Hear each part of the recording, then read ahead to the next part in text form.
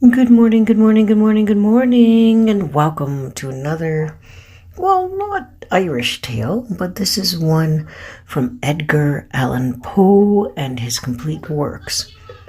This one is entitled Bon Bon, the Bargain Lost.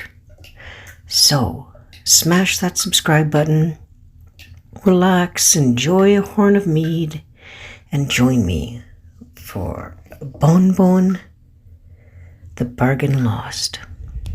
That Pierre Bonbon was a restaurateur of uncommon qualifications. The cul-de-sac Lefebvre at Rouen, well, I imagine feeling himself at liberty to dispute that Pierre Bonbon was in an equal degree skilled in the philosophy of that period is. I presume still more, especially undeniable, his palates à la fois were beyond doubt immaculate. But that pen can do justice to his essays sur la nature, his thoughts sur l'âme, his observations sur l'esprit, if his omelette, if his Frédéric were insurmountable, what literature of that day would not have been given twice as much for an Isle de Bonbon? As for all the trash of Ides, of all the rest of the servants, Bonbon had ransacked libraries which no other man had ransacked. He had more than any other would have entertained a notion of reading. He understood more than any other would have conceived the possibility of understanding. And although while he flourished, there was not wanting some authors and Rouen to assert that his dicta envisaged neither the purity of academy nor the depth of electrum. Although, mark me, his doctrines were by no means very generally comprehended. Still, it did not follow that they were difficult of comprehension. That was, I think, on account of their self-adventures that many persons were led to consider them, well, or obtruse. It is to Bonbon, but let us go on no further. It is to Bonbon that Kant himself is mainly indebted for his metaphysics. The former was indeed not a philanthropist, nor, strictly speaking, an Aristotelian. Nor did he, like modern Lebanese, waste those precious hours which might be employed in the invention of a fratricide or a fergoutre, an analyze of the sensation in fierce attempts of reconciliation in the absence oil of waters of ethical decision. Not at all. Bonbon was laconic. Bonbon was equally italic. He resonated at Paris, and he resonated also at Paris. His ideas were innate or otherwise. He believed in George Timberset. He believed in Bergson. Bonbon was empathetically a bonist. I've spoken of the philosopher in his capacity of restaurateur. I would not, however, have any friend of mine imagine that, fulfilling his hierarchy duties in that line, our hero wanted a proper estimation of their dignity and importance. Far from it. It was impossible to say in which branch of his profession he took the greater pride. In his opinion, the powers of the intellect held immediate connection with the capabilities of, the stomach. I'm not sure, indeed, that he gently disagreed with the Chinese, who held that the soul lies in the abdomen. The Greeks, at all events, were, of course, right, he thought, who had employed the same words for the mind and the diaphragm. But this I do not mean to insinuate a charge of gluttony, nor indeed any other serious charge to the prejudice of the metaphysician. If Pierre Bonbon had his failings, it was with great man had not 1,000. If Pierre Bonbon, I'd say, had his failings, they were failings of very little importance. faults indeed, which in other tempers have been looked upon rather in the light of virtues. As regards to one of these foibles, I should not have even mentioned it in this history, but for the remarkable prominency, the extreme alto retro, in which it jutted out from the plane of his general disposition. He could never let slip the opportunity of making a bargain. Not that he was adventurous, no. It was by no means necessary to the satisfaction of the philosopher that the bargain should be to his own proper advantage.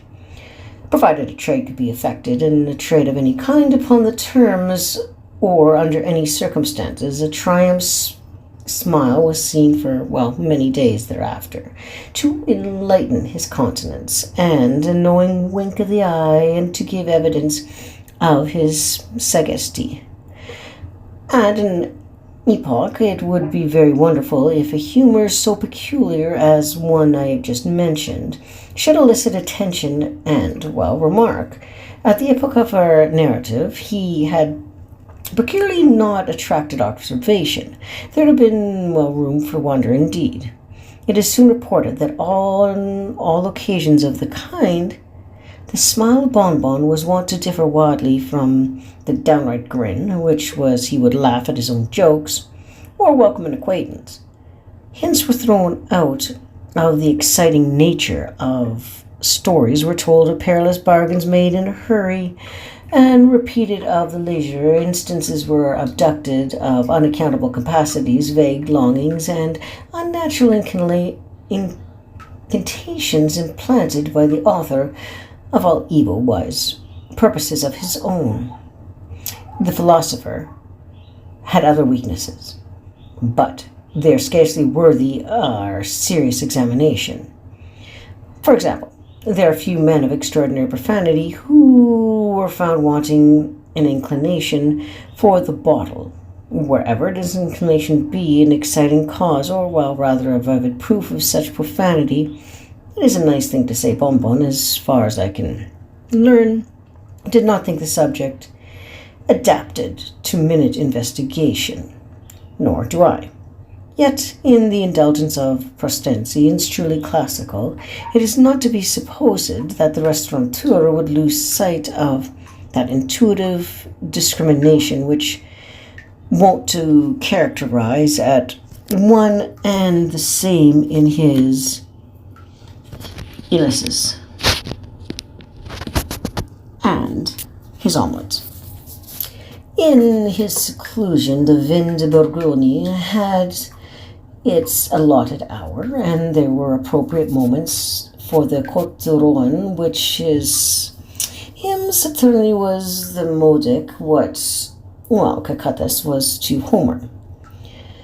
He would sport the Pilgrim in this sipping Saint Péry, and by any other argument over Clos de Verreau, and upset a theory in a torrent of Chamberlain. Had it been if there were some quack of sense propriety that attended him in the peddling despondency to which I have formerly alluded. But this was by no means the case. Indeed, to say the truth, the trait of mind in the philosophic Bonbon did begin at length to assume a character of strange intensity and mysticism, and appeared deeply tinctured in the Dalbrek of his favoured German studies. To enter that little cafe in the cul-de-sac de Fribre was, at the period of our tale, to enter a sanctum of a man of genius. Bonbon was a man of genius. There was not a sauce cuisinier in Rouen who could not have told you that Bonbon was a man of genius. His very cat knew it, and forbore to whisk her tail in the presence of the man genius. He was a larger water dog, was acquainted with the fact that upon the approach of his master, betrayed a sense of inferiority by the sanctity of development, a despacement of the ears, and a dropping of the lower jaw, while not altogether unworthy of a dog. It is, however, truth that much of his habitual respect might have been attributed to the personal appearance of a metaphysician, a distinguished exterior will. I am content to say that this is very the beast, and I am willing to allow much in that outward man of the restaurateur calculated to impress the imagination of the quadruped. There is a peculiar majesty about the atmosphere of the little grate. If I may permit it to do so eloquently of an expression which is more physical bulk alone would be found at all times insufficient in creating. If our bonbon was barely 3 feet in height, and if his head was diminutively small, still it was impossible to behold the rudimentary of his stomach without a sense of magnificence, nearly bordering on, the sublime. In its size, both dogs and men must have seen the type of his accoutrements, and in its intimacy a fitting habituation for his immortal soul. I might here, if so please me, dilate among the matter of habitement, and other merely circumstantial and external metaphysician. I might hint that the hair of our hero was worn short, combed smooth over his forehead, and surmounted by a conical-shaped white funneled cap and tassels. In his great pea-green jerkin was not after the fashion of those worn by the common class of the restaurateurs of that day. That the sleeves were something fuller than the regaining costume permitted. That the cuffs were turned up, not as usual in that barbarous period, with, cloth of the same quality and color as the garment, but faced in, a more fanciful manner, with the party-colored velvet of Genoa. That his slippers were of a bright purple, cautiously fitted, and, might have been manufactured in Japan, but for that exquisite pointing of the toes and the brilliant tints of the binding and embroidery. That his breeches were of yellow satin, like material called amble. That his sky-blue cloak resembled in form a dressing wrapper, and richly bestowed all over with crimson devices, floated curvantly upon his shoulders like a mist of the morning, and that his toed ensemble gave rise to, the remarkable words of a benevolentia and improvidence of Florence. That it was difficult to say whether Pierre Bonbon was indeed a bird of paradise, or, rather a very paradise of perfection. I might say that expounded upon all these points, if I pleased, but I forbear merely personal details, may have left to historical novelists. They are beneath the moral dignity of the matter of fact.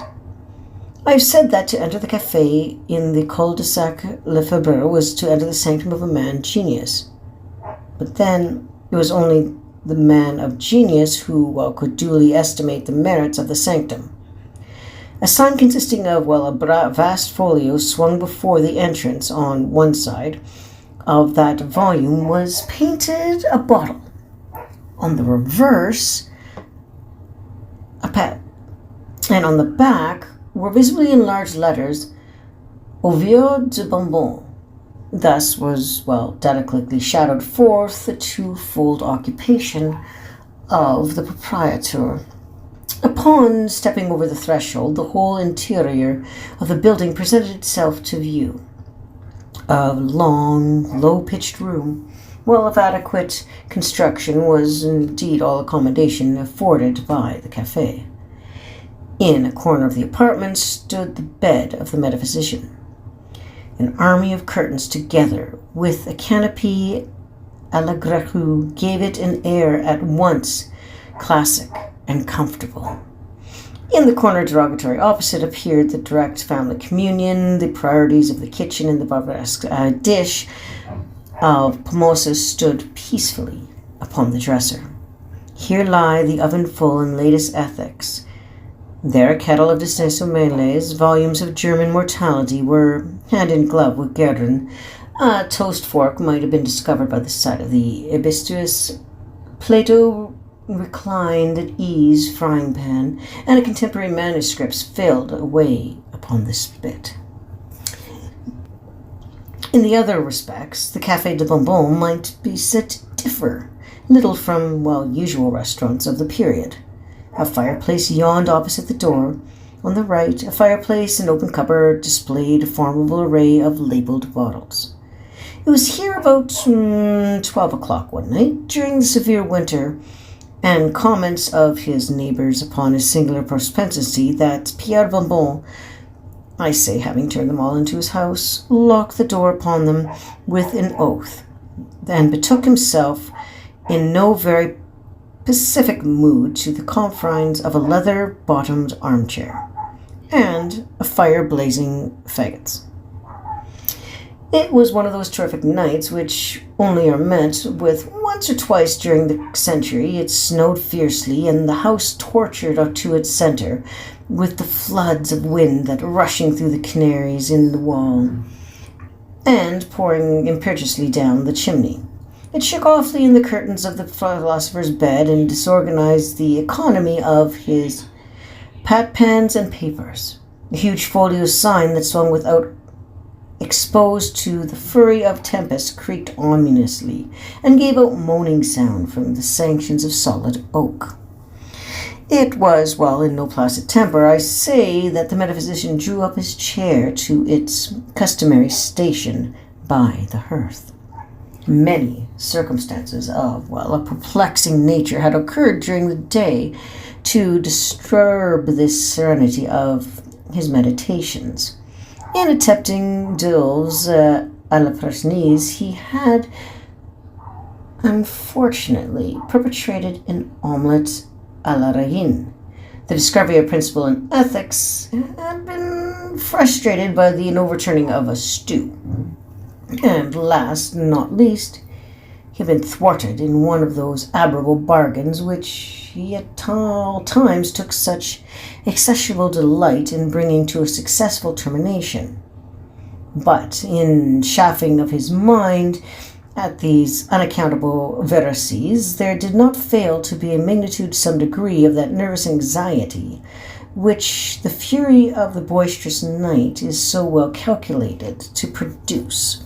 Whistling to his more immediate vicinity a large black water dog, we have spoken of before, and seating himself uneasily in his chair, he could not help casting a weary, unquitted eye towards those distant recesses of the apartment, whose inexorable shadows not even red firelight itself could more perpetually succeed in overcoming.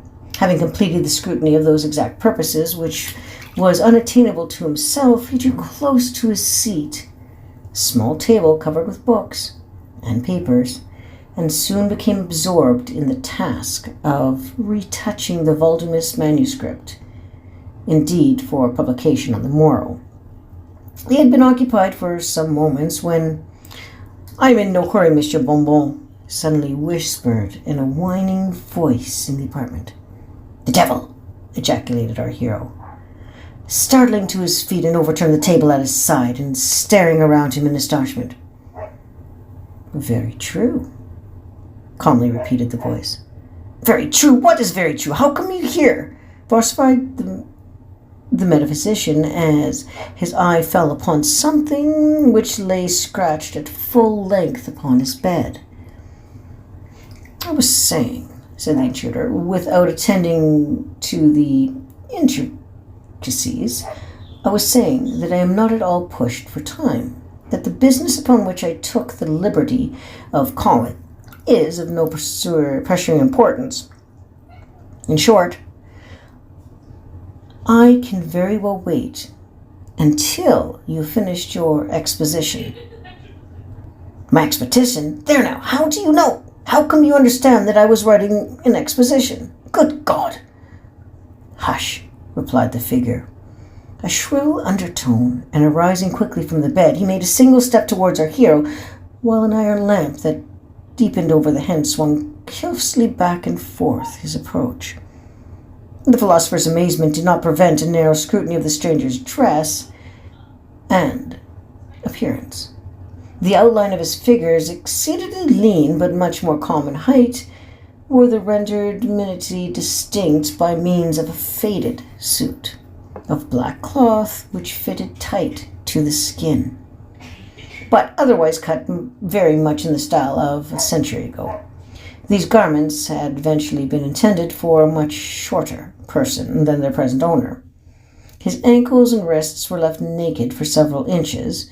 In his shoes, however, a pair of brilliant buckles gave the lie of extreme poverty implied by the other proportions of his dress. His head was bare and entirely bald, with the exception of a hinder part from which depleted a queue of questionable length.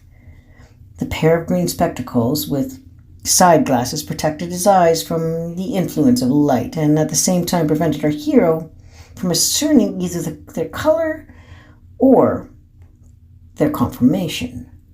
About the other person, there was no evidence of, a shirt, but a white cravat, and of filthy appearance was the tied with extreme precision around the throat, and the ends hung down firmly to the side and gave, although I dare say unattainably, the idea of an eclectic, indeed many other points, both in this appearance and demeanor, might have very well sustained the contraption of that nature. Over his left ear he carried, after a fashion of a modern clerk, an instrument resembling the stylus of the ancients. In his bare pocket of his coat appeared conspicuously a small book, volume fashioned with clasps of steel. This book, whether accidentally or not, was so turned outward from the person as to discover the words "Recours classique" in white letters upon the back. His entire physiognomy was interesting saturnine, even curiously pale. The forehead was lofty and well deep-furrowed with the ridges of contemplation. The corners of the mouth were drawn down into expression of the most submissive humility. There was also clasping of the hands as he stepped forward towards our hero.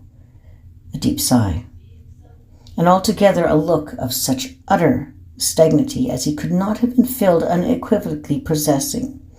Every shadow of anger faded from the countenance of the metaphysician as, having completed its satisfactory survey of the visitor's person, he shook him cordially by the hand and conducted him to a seat. There would ever be a radical error in the attributing of this instantaneous transition of feeling the philosopher to any other of these cautious, which might naturally be suspected to have an influence. Indeed, Pierre Bonbon, from what I've been able to understand of his disposition, was all the man at least likely to be imposed upon by any suspicious and exterior development. It was impossible that so accurate an observer of men that things should have failed to discover upon the moment the real character of the personage who had thus intruded upon his hospitality. To say no more, the conformation of the visitor's feet was suspiciously remarkable. He maintained lightly upon his head an outer tall hat. There was a tremendous swelling about the hinder part of his breeches, and the vibration of his coat-tail was, a palpable fact. Judge, then, with what feelings of satisfaction our hero found himself thrown thus at once into society of a person for whom he had at all times entertained the most unqualified respect. He was, however, too much of the diplomatist to let escape him any intimidation of his suspicions in regard to the true state of affairs. It was not his cue to appear at all conscious of high honor he thus unexpectedly enjoyed, but by leading his guest into the conversation to elicit some important ethical ideas which, might, in obtaining a place in this completed publication, enlighten the human race, and at the same time immortalize himself. Ideas with which I should have added, as his visitor's great age and well-known proficiency in the science of, mortals might have been very enabled him to afford. Accoutred by these enlightened views, our hero's blade and the gentleman sat down, while he himself took the occasion to throw some faggots around the fire and place a new re-established table of some bottles of Mirosco. Having quietly completed these operations, he drew his chair vice-versa to his companion's and waited until the latter should open the conversation. But plans, even most skillfully mattered, are upon thwarted on the onset of their application, and the restaurateur found himself nonplussed by the very first words of his visitor's speech. "I see you know me, Bonbon," he said. Hi, ho, ho, ho, ho, ho, ho. And the devil, dropping at once the sanctity of his demeanor, opened to his fullest extent a mouth from ear to ear, so a display set of jagged and fang-like teeth, and throwing back his head, laughed long and loudly, wickedly, and uproariously, while the black dog crouched down upon his haunches, joined lustily in the chorus, and while the tabby cat, flying off the turban, stood up upon the end and shrieked in the furthest corner of the apartment. Not so the philosopher. He was too much of a man of the world to either laugh like a dog or be shekels to betray an indigenous trepidation of the cat. It must be confessed he felt little astonishment to see the white letters which formed the words Ritul Kariki, Kathafuk, on the book of his guest's pocket. Momentarily changing both their color and their import, and in a few seconds in the place of the original title, the words Rigitor des Condrems blaze forth in characters unread. This startling circumstances, when Bonbon replied to his visitor's remark, imparted to his manner an air of, embarrassment, which probably might not otherwise have been observed. "Why, sir," said the philosopher, "why, sir, to speak sincerely, I imagine I have some very faint idea of the remarkable honor." "Oh, aye, yes, very well," interrupted his majesty. "Say no more. I see how it is." And hereupon, taking off his green spectacles, he wiped the glasses carefully with the sleeve of his coat and deposited them in his pocket. If Bonbon had been astonished at the incident of the book, his amazement was now much more encased by the spectacle which presented itself to view. In raising his eye with a strong feeling of curiosity to discern the color of his guests, he found them by no means black as he had anticipated, nor grey, as might have been imagined, nor yet hazel, nor blue, nor indeed yellow, nor red, nor purple, nor white, nor green, nor any other color in the heavens above, or in the earth beneath, or in the waters underneath the earth. In short, Pierre Bonbon not only saw plainly that his majesty had no eyes whatsoever, but could discover no indications of their having existed at any previous period, for the space where the eyes should naturally have been was, I constrained to say simply, a dead level of flesh. It was not the nature of the metaphysician to forbear making some inquiry into the sources of so strange a phenomenon, and the reply of his majesty at once was to prompt, dignified, and satisfactory. "Eyes, dear Bonbon, eyes, do you say? Oh, I perceive the ridiculous prints which are in circulation have given you a false idea of my personal appearance." "Eyes, true, eyes, Pierre Bonbon, are very well in their proper place. That you would say is the head of a worm. To you, likewise, the optics are indispensable. Yet, I will convince you that my vision is more penetrating than your own. There is a cat I see in the corner. A pretty cat, look at her. Observe her well. Now, Bonbon, do you behold the thoughts? The thoughts, I say, the ideas, the reflections, which are being engineered into her cranium. There it is now. You do not. She is thinking we admire the length of her tail and the profanity of her mind. She has just concluded that I am the most distinguished of excellencies and that you are the most superficial of the metaphysicians. Thus, you see, I'm not altogether blind, but to one of my profession, the eyes you speak would only merely an encumbrance, liable at any time to put out by a toasting iron, a pitchfork. To you, I allow these optical affairs are indispensable. Endeavor, Bonbon, to use them well. My vision is the soul. Hereupon the guest helped himself to the wine upon the table, and pouring out a bumper for Bonbon, requested him to drink without scruple and make himself perfectly at home. A clever book that of yours, Pierre, resumed His Majesty, tapping our friend knowingly upon the shoulder, as the latter put down his glass after thought compliance with his visitor's injunction. A clever book that of yours, upon my honour. It is a work after my own heart. Your arrangement of the matter, I think, however, might be improved, and many of your notions remind me of Aristotle. That philosopher was one of my most immediate acquaintances. I liked him so much for his terrible ill temper. As for his happy knack of making a blunder, there was only one solid truth in all that is written. And for that I gave him the hint out of pure compassion for his absurdity. I suppose, Pierre Bonbon, you very well know what divine mortal truth I'm alluding.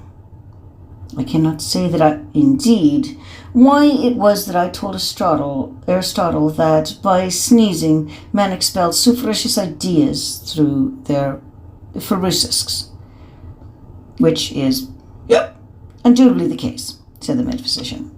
Well, he poured out for himself another bumper of Mascara and offered his snuff-box to the fingers of his visitor.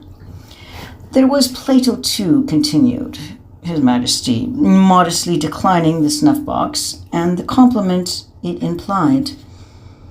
There was Pluto, too, for whom I one time felt all the affection of a friend. You know Pluto, Bonbon? Ah, no. I beg 1,000 pardons. He met me at Athens one day in the Parthenon and told me he was distressed for an idea. I bade him write down that ons no estin onos. I said he would do so and went home, and while I stepped over the pyramids, my conscience smote me for having uttered a truth, even to aid a friend. And hastened back to Athens. I arrived behind the philosopher's chair, and he was inditing the alios. Giving the lambia flippant with my finger, I turned it upside down, so the sentence now read, O nos estin agros, and as you perceive the fundamental doctrines in his metaphysics. Were you ever in Rome? Asked the restaurateur, as he finished the second bottle of Moros, and drew from the closet a large supply of Chamberlain. But once, Monsieur Bonbon, but once. There was a time, said the devil, as if reciting some passage from a book. There was a time when occurred the atrocity of 5 years, during which the Republic, bereft of all its officers, has no magistrates besides the tribunes of the people, and there was no legally vested into any decree of executive power. At that time, Monsieur Bonbon, at that time only was I in Rome, and I had no earthly acquaintances consistent with any of its philosophy. Ils crevelent sur le prodigue Cicero Luceris Sancta. Mais citer la processer gris condorse. What do you think of? Yep. Apprecius. What do I think of whom? Said the devil. You cannot surely mean to find any fault in Apprecius. What do I think of Apprecius? Do you mean me, sir? I am Apprecius. I am the same philosopher who wrote each of the 300 treatises commemorated by Dionysius Laertius. That's a lie, said the metaphysician, for wine had gotten a little to his head. Very well, sir, very well indeed. Sir, said the Majesty, apparent and flattered. That's a lie, repeated the rest, sir. That's a lie. Well, what have you done it your own way, said the devil. Passively, and Bombo, having beaten his Majesty at argument, thought it his duty to conclude a second bottle of champagne. As I was saying, resumed the visitor, as I was observing a little while ago, there are some very auteur notions in your book of yours, Monsieur Bonbon. What, for instance, do you mean by all that humbug about the soul? Pray, sir, what is the soul? The soul, repeated the metaphysician, referring to his MS, is undoubtedly no, sir. Undoubtedly no, sir. No, sir. No, sir. No, sir. No, sir. And beyond all question, no, sir. The soul is no such thing. Here, the philosopher, looking daggers, took occasion to make an end upon the spot of his third bottle of champagne. Then, pray, sir, what is it? That is neither here nor there, Monsieur Bonbon, repeated the devil. I have tasted that, as you say. I've known some very bad souls, and some too pretty good ones. Here he smacked his lips, and having unconsciously let fall his hand upon the volume in his pocket, was seized with violent fit of sneezing. He continued. There was the soul of Catinus, passable, Astrophanes, racy, Pluto, exquisite.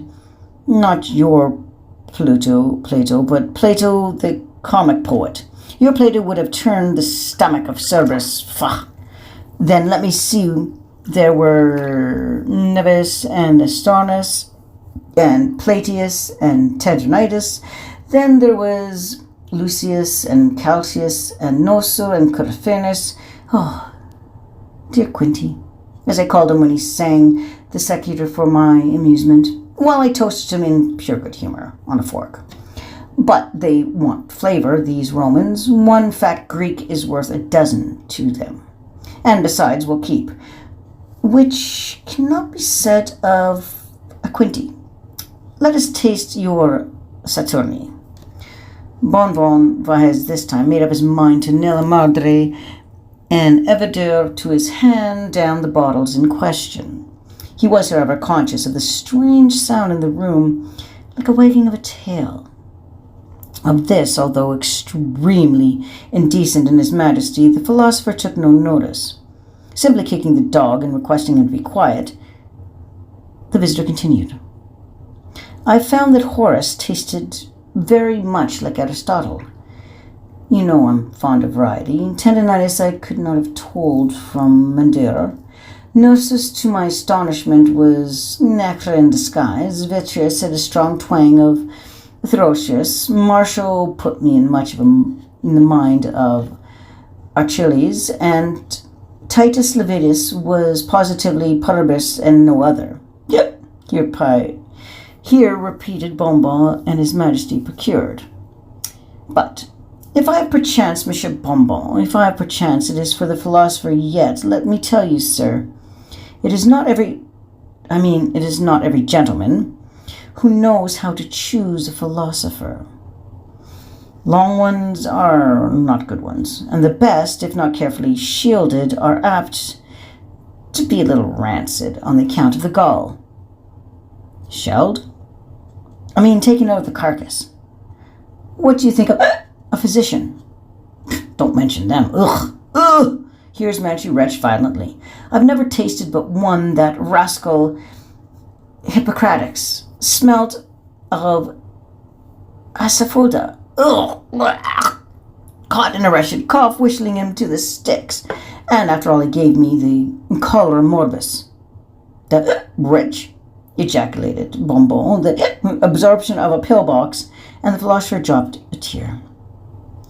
After all, that if a gentleman wishes to live, he must more talents than one or two, of which his fat face as evidence of diplomacy. How so? Why are we sometimes exceedingly punished for provisions, You must know that in a climate as sultry as mine, and is frequently impossible to keep a spirit alive for more than, 2 or 3 hours, and after death, unless pickled immediately. And a pickling spirit is not good. They will... You understand, huh? Putrefaction is always to be apprehended when the souls are consigned to us in the usual way. Yep. Good God! How do you manage? Here the iron lamp commenced to swing with redoubled violence. The devil half started from his seat. However, with a slight sigh, he recovered his composure and merely saying to our hero in a low tone, "I tell you what, Pierre Bonbon, we must have no more swearing." The host swallowed another bumper by way of denoting through comprehension and acquaintance that the visitor continued, "Why, there are several ways of managing. The most of us starve. Some put up with the pickle. For my part, I purchase my spirits vividly corporeal, in which case I find they keep very well. Why, the body, what of the body? Oh, I perceive. Why, sir, the body is not all that affected by the transition. I have made innumerable purchases of the kind in my day, and the parties never experienced any inconvenience.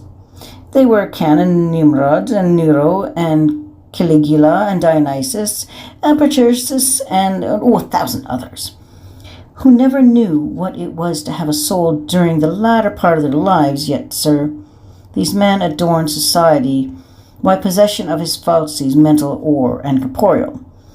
Who writes a keener epigram? Who reasons more wittingly?